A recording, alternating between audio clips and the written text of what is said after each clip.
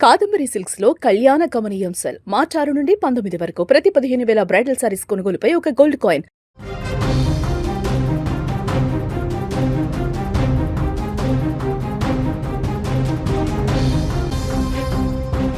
యుద్ధ క్షేత్రంలో మునిపెన్నడూ లేని సరికొత్త మలుపు చోటు చేసుకుంది. ఇరాన్ ఇజ్రాయెల్ మధ్య పోరు 17 రోజులు గడిచినా శాంతించడం లేదు సరే కదా, ఇప్పుడు సరికొత్త ఆయుధాల ప్రయోగంతో ప్రపంచాన్నే నివ్వెరపోయేలా చేస్తుంది. ఇన్నాళ్ళు ఒక ఎత్తు, ఇప్పటి నుంచి ఒక ఎత్తు అన్నట్టుగా ఇరాన్ తన అమ్ముల పొదలోని అత్యంత శక్తివంతమైన రహస్య ఆయుధాన్ని బయటకు తీసింది. అదే డాన్సింగ్ మిసైల్. పేరు వినడానికి వింతగా ఉన్నా దీని విధ్వంసకర సామర్థ్యం మాత్రం శత్రువుల గుండెల్లో రైళ్లు పరిగెత్తిస్తోంది.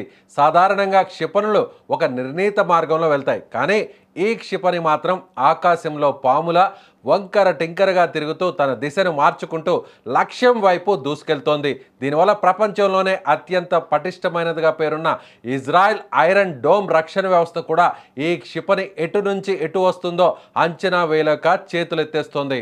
ఈ అద్భుత క్షిపణి ప్రయోగాన్ని ఇస్లామిక్ రెవల్యూషనరీ గార్డ్స్ కోర్ అధికారికంగా ధృవీకరించింది. తమ వద్ద ఉన్న రహస్య ఆయుధాల్లో ఇది కేవలం ఆరంభం మాత్రమేనని, అసలు సిసలు సామర్థ్యం ఇంకా చూపించాల్సి ఉందని హెచ్చరించడం ఇప్పుడు అంతర్జాతీయ స్థాయిలో చర్చనీయాంశంగా మారింది. ఈ డాన్సింగ్ మిసైళ్లు రాడార్లకు చుక్కలు చూపిస్తున్నాయి. వీటి ప్రయాణ మార్గం స్థిరంగా ఉండకపోవడంతో ఇంటర్సెప్టర్ క్షిపణులు వీటిని గాల్లో కూల్చివేయడం దాదాపుగా అసాధ్యంగా మారింది. ఇజ్రాయెల్లోని అత్యంత కీలకమైన వ్యూహాత్మక సైనిక స్థావరాలను ధ్వంసం చేయడమే లక్ష్యంగా ఇరాన్ ఈ ప్రయోగాలు చేపట్టింది. ఈ పరిణామంతో అగ్రరాజ్యం అమెరికా కూడా అప్రమత్తమైంది.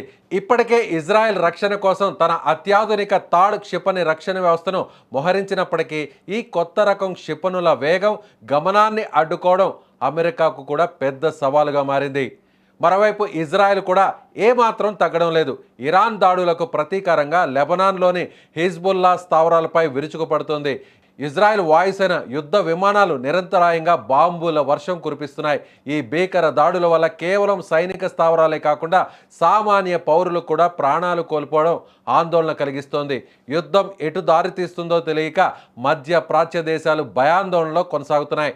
ఇరాన్ ఉపయోగిస్తున్న ఈ సాంకేతికత రక్షణ రంగ నిపుణులను కూడా ఆశ్చర్యానికి గురిచేస్తుంది. ఒక క్షిపణి గాలిలో తన మార్గాన్ని మార్చుకుంటూ వెళ్ళడం అంటే అది శత్రువు రక్షణ గోడను చీల్చుకొని వెళ్ళడమేనని నిపుణులు విశ్లేషిస్తున్నారు. ఈ యుద్ధం మరింత ప్రాణ నష్టానికి, ఆస్తి నష్టానికి దారి తీసేలా కనిపిస్తోంది.